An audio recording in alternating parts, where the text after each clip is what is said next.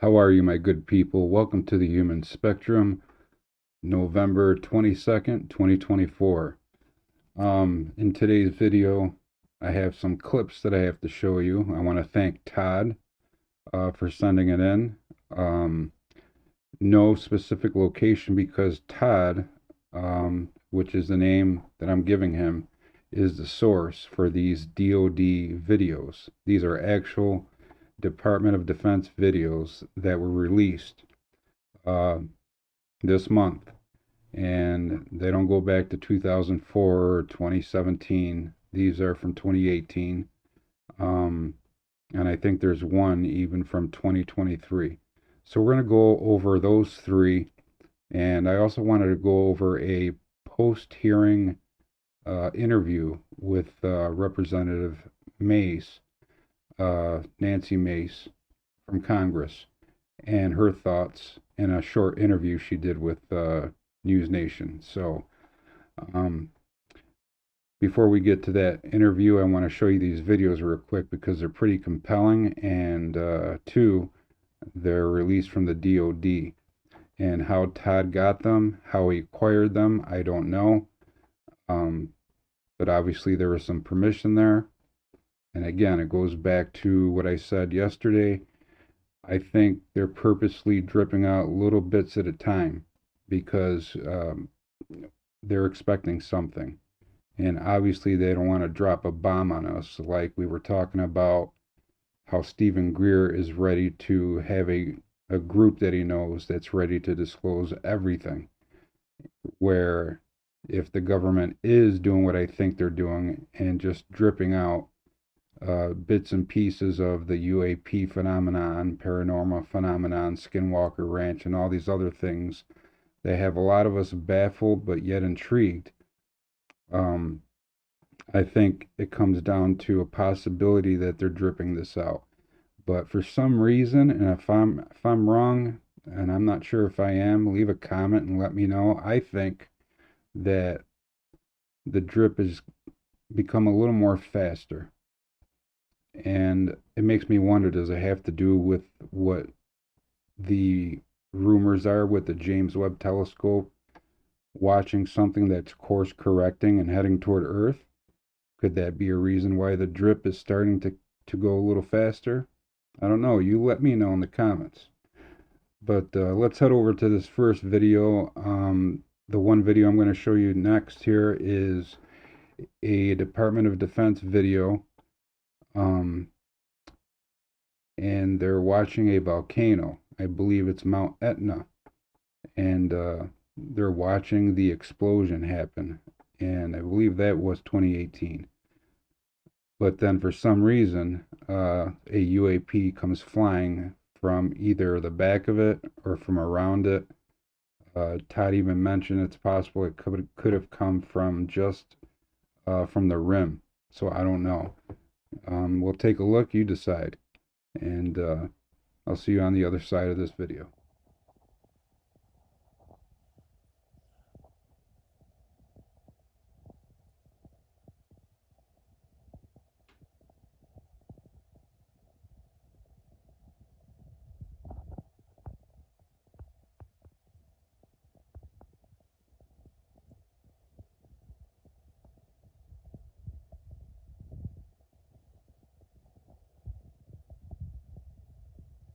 I think it comes out here, a little orb, UAP.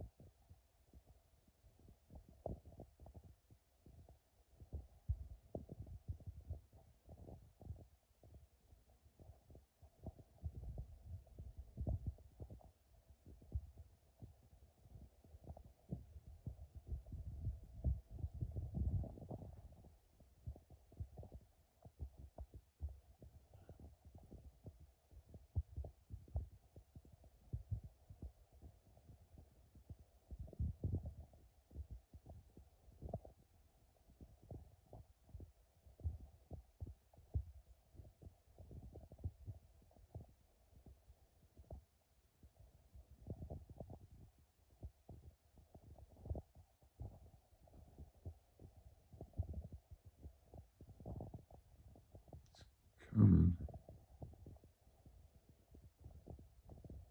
There it is.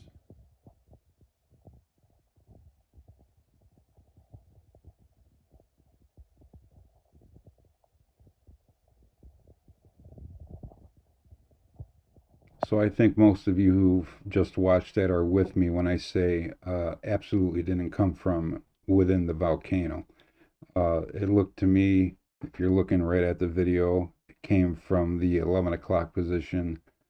Let's just say from like northwest to southeast direction at a pretty good clip. So when comparing it with anything in the background. So again, it appeared to be a sphere, but I think at one point it looked like there was some other apparatus on it.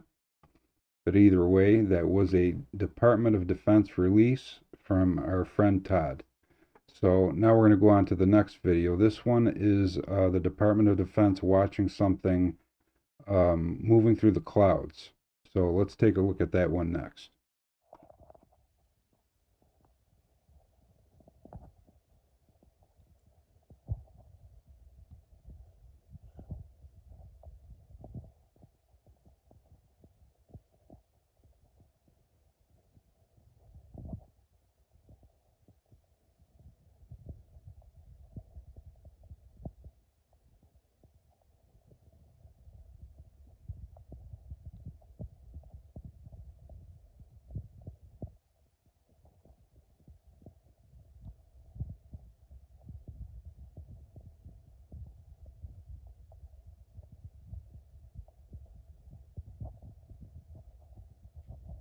The video is about 18 minutes long. I'm just giving you a small little bit.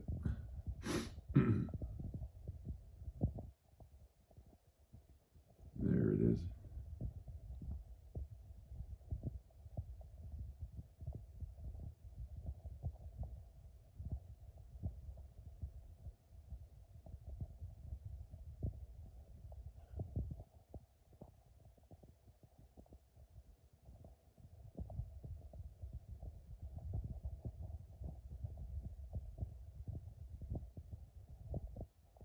Things moving.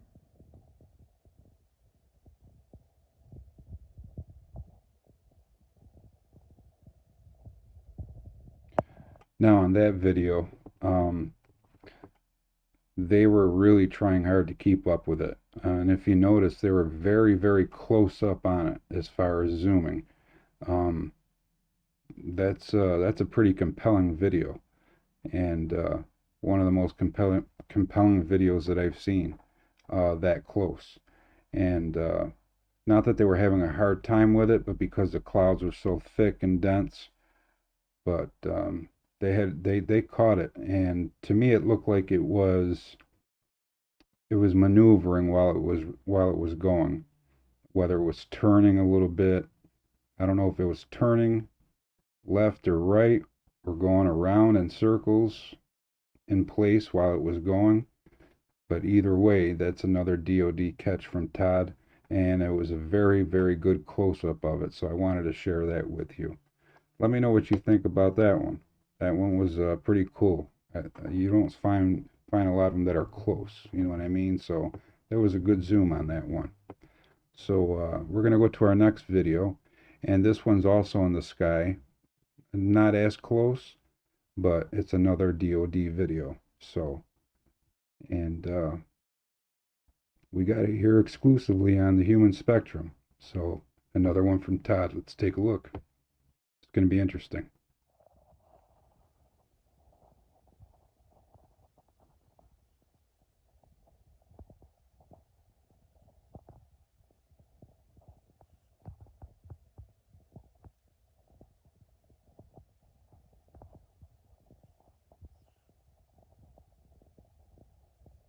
I wonder if this is coming from a Reaper drone or Global Hawk.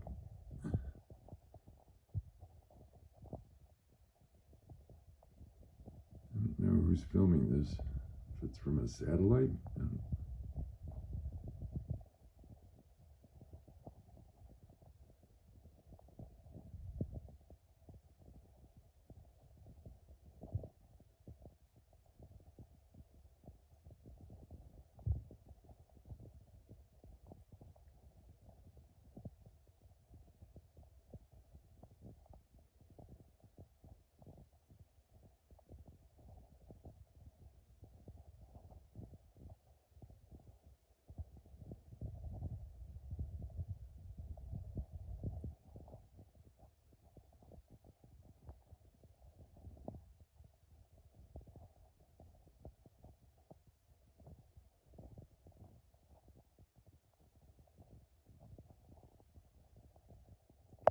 So I don't know if you could hear the guy speaking in the background, but he was saying that that was possibly being monitored by a Predator or Reaper drone, and the way they were following it, that's a good possibility. So good call on him. I think it was a drone following that. And again, I don't have the regions or areas. Anytime DOD leaks any of this out, they don't give us the specific areas like the one in Mosul in Iraq or whatever. But these did not have, other than Mount Etna, these other two didn't have an exact location. But either way, they're pretty fascinating.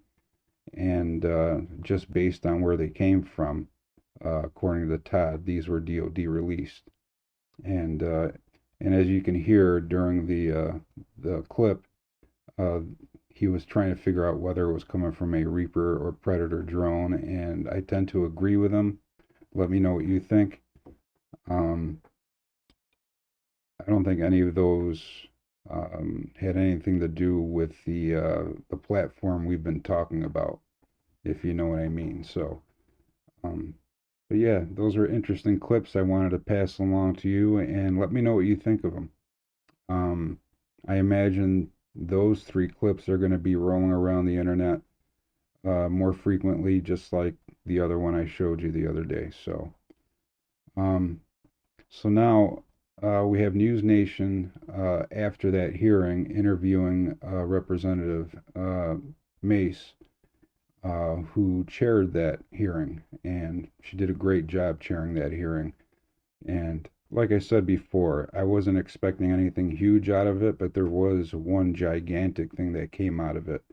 For the first time on national television, someone who ran a program dealing with UAPs and looking into them, Lua Elizondo, stating that we are not alone, unequivocally, without any doubt, and with the utmost confidence, and that's as far as he could go.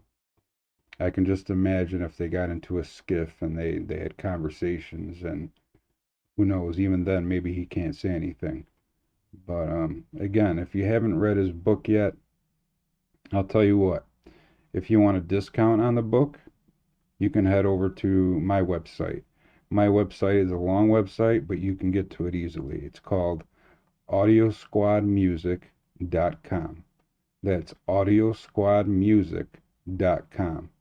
And you'll find the hamburger menu on that static page that you first come to.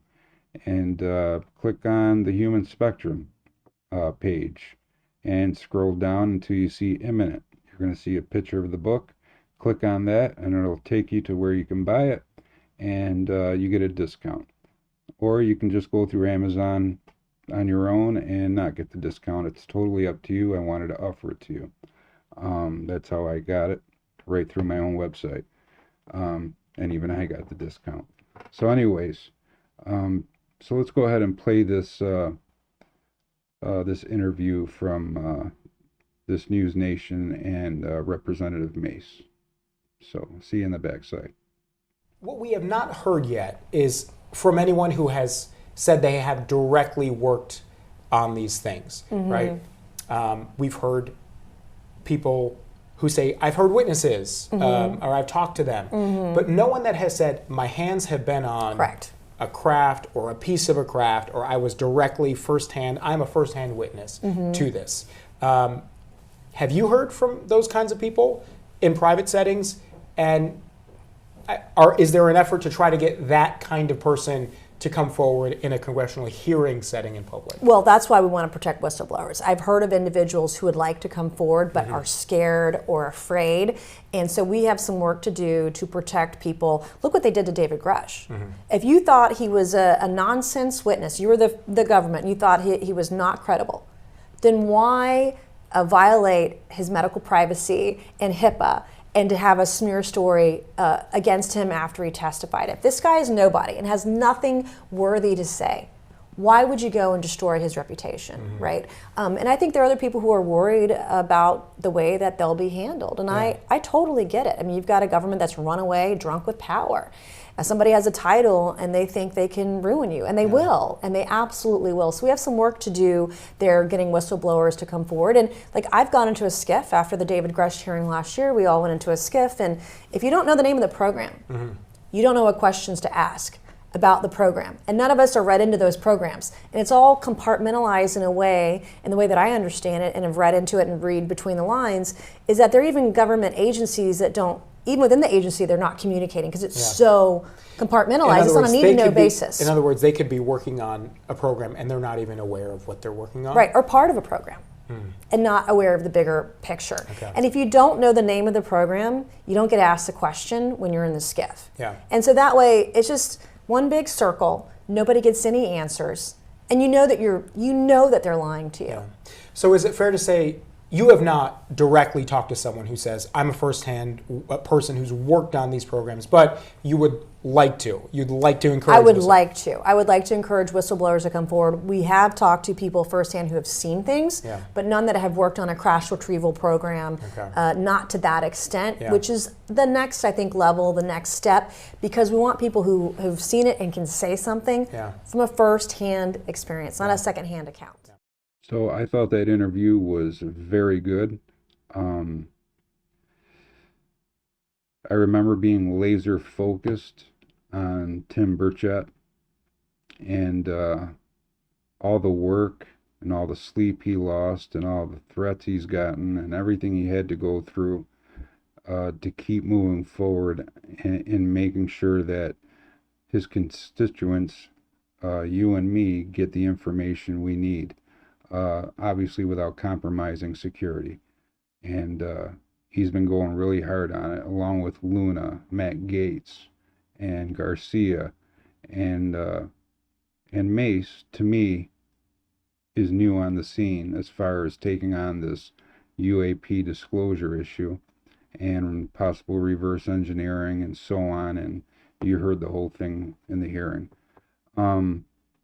I'm elated to see another person, bipartisan, working on this. And right after the hearing, she's doing an interview, and she spoke clearly, and she spoke very bluntly about how people are afraid to come out and talk about it, because you got a lot of people on the inside, quite frankly, that they know what could happen to them if they talk.